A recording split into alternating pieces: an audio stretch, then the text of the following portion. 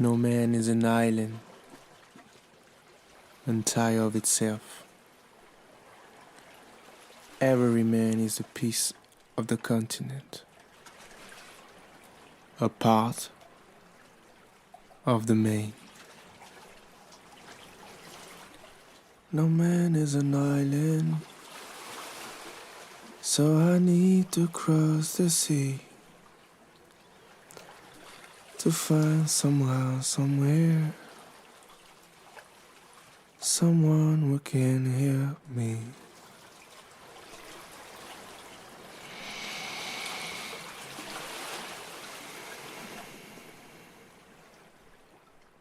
Tu penses à toi quand tu dessines? Ça dépend ce que je fais. Ah, elle est bonne ta question. Je pense à quoi je pense pas forcément. Je suis plus en recherche du point d'équilibre. Je sais pas si ça fait sens. De la conversation que j'ai avec mon travail, j'attends l'impression d'être sur un... De toute façon, on est des funambules en fait. Les artistes, on est tous des funambules. On avance, c'est Jordan Peterson qui dit ça, on est des funambules et on avance sur un fil qui est entre l'ordre et le chaos. Et si on tombe dans l'ordre, on meurt parce qu'on se nécrose. Et si on tombe dans le chaos, comme on est déjà un peu cinglé, on est complètement paumé. D'après lui, la mission des artistes, et j'aime bien ça, c'est qu'on vit dans un monde où l'être humain a une virtuosité assez incroyable à se compliquer des situations déjà foireuses. Et en fait, nous, on arriverait, pour donner un peu de douceur, un peu d'apaisement, ou ouvrir la réflexion, ou si tu veux, permettre aux gens un petit peu peut-être de relativiser certains trucs, ou de donner des outils aussi pour s'opposer à des formes de souffrance, d'abus, etc. Et que du coup, comme on a cette faculté à proposer une nouvelle lecture du réel, et à rendre les choses un peu moins merdiques, on doit le faire. Ça, c'est pour l'extérieur. Moi, je recherche le point d'équilibre où je sais que mon geste, il est juste et où, avec ma créativité, on est en train d'échanger. Pour moi, la créativité, c'est presque comme une espèce d'entité, un truc qui t'aurait choisi, comme un blurp, là, tu sais, qui serait posé sur ton épaule. Je crois qu'on a, et j'en ai parlé à plein d'artistes dans le monde, et je pense que ça peut te faire aussi la même chose, je crois qu'on a une vraie relation. Des fois, on se boude, des fois, on se fait des déclarations d'amour de ouf, des fois, on est tout excité, on se dit « Hey, on dirait qu'on ferait… » Tu vois, des fois, on n'est carrément pas d'accord, des fois, on se juge, on s'engueule, on se réconcilie, on philosophe beaucoup, et j'ai un vrai échange un peu métaphysique avec ma créativité, qui est certainement une partie de mon inconscient, on peut appeler ça ce qu'on veut. Et j'aime bien, quand je peins, c'est vraiment la sensation de plénitude. Et ça peut être sur des tout petits gestes. Le fait que je fasse les contours noirs, là, c'est ma grosse cam, ça, c'est vraiment... Tu sais, c'est la récompense, quoi. Les contours noirs, je sais pas pourquoi, j'ai essayé d'arrêter les contours noirs. J'aime bien sortir de ma zone de confort parce que j'ai pas peur de merder. Vraiment, ça m'emmerde. J'aime pas ça, forcément, quand tu rates un truc que t'aimes pas, mais je vis pas comme un échec personnel. C'est plus un essai, erreur, ok, donc on fait quoi maintenant pour moi, ça fait partie. J'ai vraiment intégré ça, l'erreur, comme un process. Puis des fois, tu fais une connerie, et en fait, c'est plus intéressant que le truc que t'avais prévu de faire initialement. Donc, c'est quand même ballot aussi de se priver de ce genre d'opportunité, quoi. Toutes ces idées, elles sont ambitieuses, elles sont novatrices. Elle a vraiment cette envie de vouloir fédérer.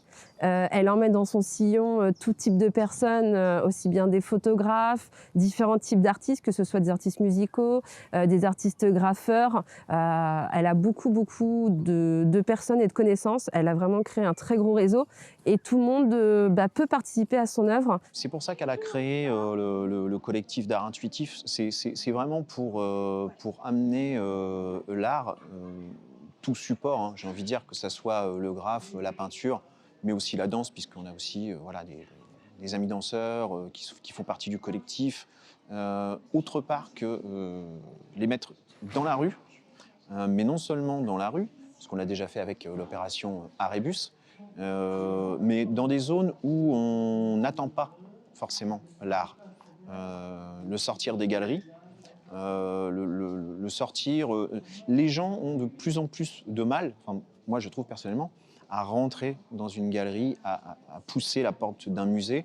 On va essayer justement, c'est ce qu'on essaye de faire avec le CIA, de sortir tout ça. Et là, je pense qu'Emma, elle ouvre, mais elle ouvre grand et fort, quoi. Donc, il faut arrêter les précarés, il faut partager, il faut ouvrir, et c'est là que l'échange se fait. I like street art and murals art because now people little boring to come in museums in gallery because they want something new, and if art outside all people can enjoy, can see, and maybe feel something, and after go in museum to see something different. And I think this is very good way to art. Ce que j'aime bien aussi, c'est l'idée que vraiment, tu vois, on amène l'art à la rencontre des gens. C'est pour ça que je trouve que les graphes ou l'art qui est dans l'espace commun, c'est vachement plus intéressant, quoi. Parce que aujourd'hui, je pense qu'il faut sortir des galeries, il faut sortir des musées, il faut aller au-devant des gens et être sur quelque chose de beaucoup plus interactif, beaucoup plus participatif, beaucoup plus joyeux. On doit sortir de la consommation artistique et l'artiste, il doit dire aux gens « Viens avec moi, je t'emmène ». Tu vois, tu es peut-être certainement capable de sortir des trucs que tu t'en doutes même pas que tu es capable de sortir de ça. Tu vois, on doit être des promoteurs de l'épanouissement personnel par l'art. Pour reprendre l'expression d'Emma qui a appliquée à David Bowie, il faut toujours aller là où tu n'as pas pied, c'est là qu'il se passe des choses intéressantes. Est-ce que tu prends du plaisir en faisant cette chose-là? Oui, voilà, on y est. L'objectif, c'est ça, quoi. Et je crois vraiment qu'on a cette mission-là, nous, tu vois.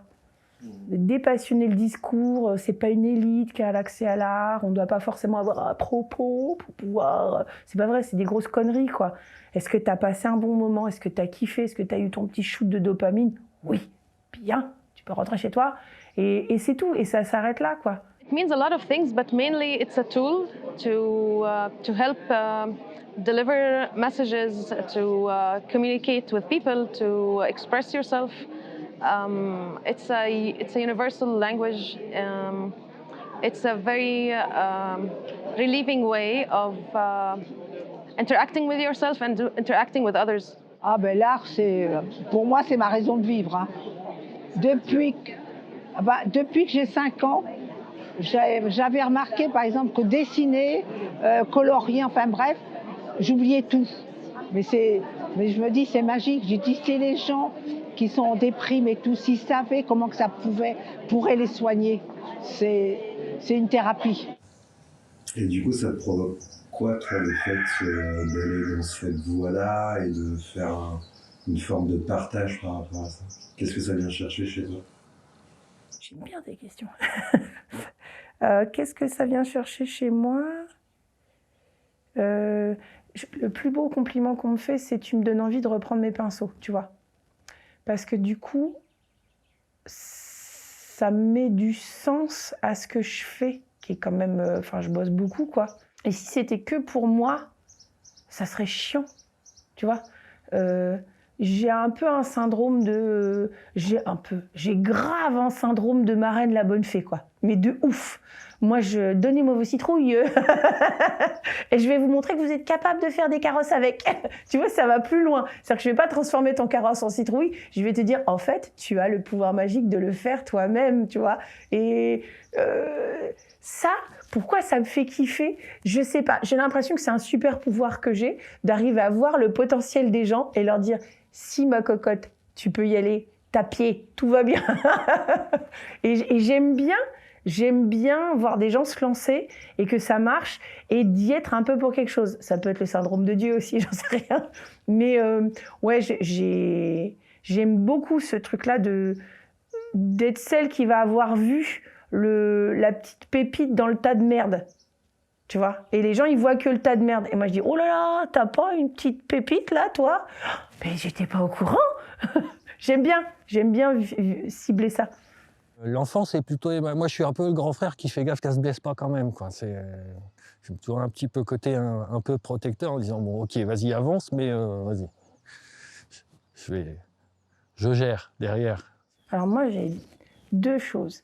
Je parle à mon enfant intérieur. Ma petite fille, c'est celle qui dit « Hé, on ferait pas une grosse fresque de 9 mètres de long avec une grande dame qui a la peau bleue ?» Et je dis oui, que quand tu es avec moi, tu as le droit de sauter dans les flaques de boue avec tes chaussures vernies toutes neuves. Voilà, c'est vraiment la philosophie de base de tout ce que je fais. Parce qu'en fait, peindre, apprendre à peindre ou autre chose, en fait, c'est pas grave. C'est pas grave, faut dépassionner le truc. Et il y a aussi une autre chose que je fais. Je parle à ma petite fille intérieure et je parle à ma future petite vieille. D'ailleurs, j'ai fait une petite sorcière sur ça. Parce qu'en fait, je suis le souvenir, tu es le souvenir d'un vieux monsieur là. Moi, je suis le souvenir d'une vieille dame. Si tout se passe bien, un jour, j'aurai 96 ans et je me rappellerai avoir été en face de toi là et d'avoir parlé de ça. Et le fait que cette vieille dame là vive bien sa fin de vie, qu'elle soit en paix avec l'idée de partir, qu'elle puisse dire à ses enfants « vous mettrez sur ma tombe, elle n'a pas fait le déplacement pour rien ». Qu'est-ce que je veux qu'ils écrivent. Je m'occupe, par avance, je m'occupe de ma petite vieille, la petite vieille que je vais être, parce que si elle est heureuse et qu'elle va bien, et qu'elle a tu sais, ce sourire dans les yeux qu'ils ont les vieux qu'on... Veni Vidi Vici, quoi. Et c'est les choix que je fais aujourd'hui et ce que je mets en place qui vont faire que cette dame-là, va kiffer avoir 95 ans, quoi. Tu vois. Et c'est un truc auquel on pense pas forcément. Moi, tu sais, on est comme des matrioshkas. L'étape d'après et l'étape d'après. Et en fait, la toute petite, elle est toujours dedans, quoi, tu vois. Et à un moment donné, la toute dernière, celle qui aura à gérer ta fin de vie, la mort de toi. Et en fait, tu passes toute ta vie à te stresser pour un truc qui n'est pas ton problème. Parce que c'est le problème d'une vieille dame qui n'existe pas. Donc moi, je fais en sorte que le jour où elle va devoir faire sa révérence, tu vois, et ben, elle ne soit pas toute seule, qu'elle soit entourée, qu'elle ait accompli des choses qu'elle avait envie d'accomplir. Et puis peut-être qu'à 96 ans, je serai encore en mode sale gamine et puis que je jouerai encore à faire plein de trucs qui m'amusent, quoi. Tu vois. C'est ça que je me prépare. Et c'est ça que j'invite les gens à faire aussi, quoi. On vit comme des cons, quand même.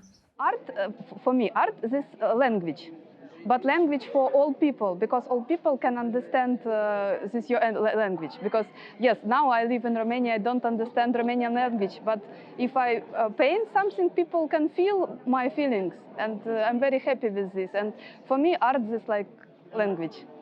Je voudrais, à ma hauteur, à moi, mettre un petit peu de couleur, un peu de lumière dans la vie des gens et qu'ils reprennent et qui passent le relais, tu vois.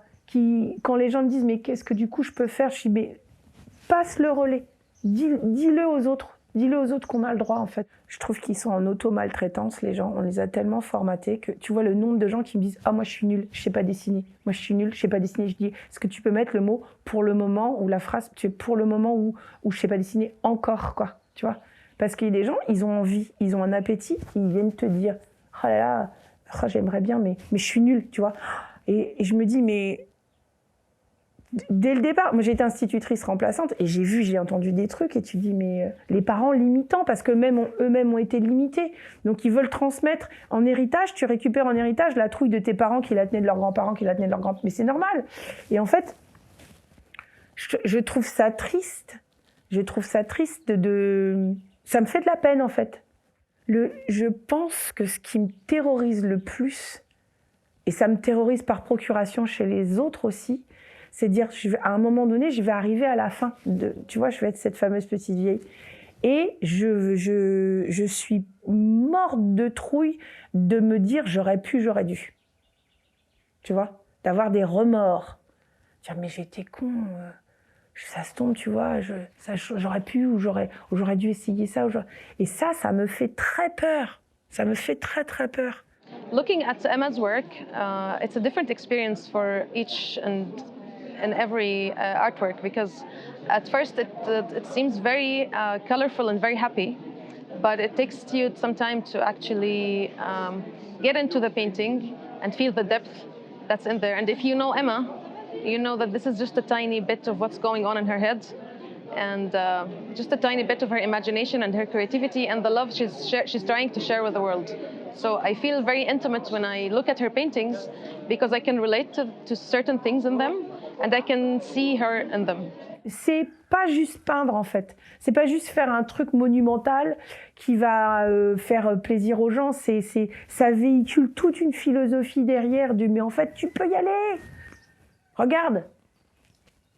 Et je suis pas extraordinaire, je me suis juste levée de mon canapé et j'ai dit j'y vais, j'ai pris rendez-vous avec moi, ça s'est bien passé, du coup je me suis filé un deuxième rencard. Et comme ça s'est toujours bien passé, j'ai dit bon on va explorer la relation et puis finalement ça se passe super bien et voilà, et ma Poppy, bla.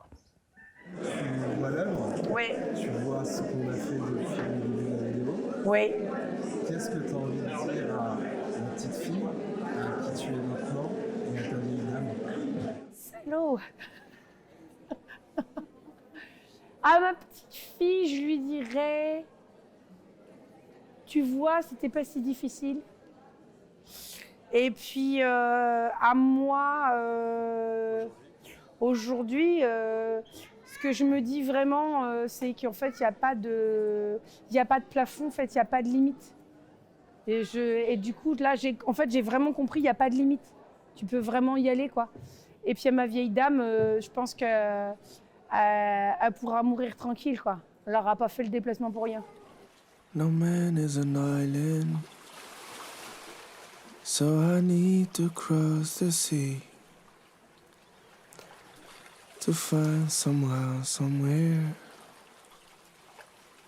someone who can help me.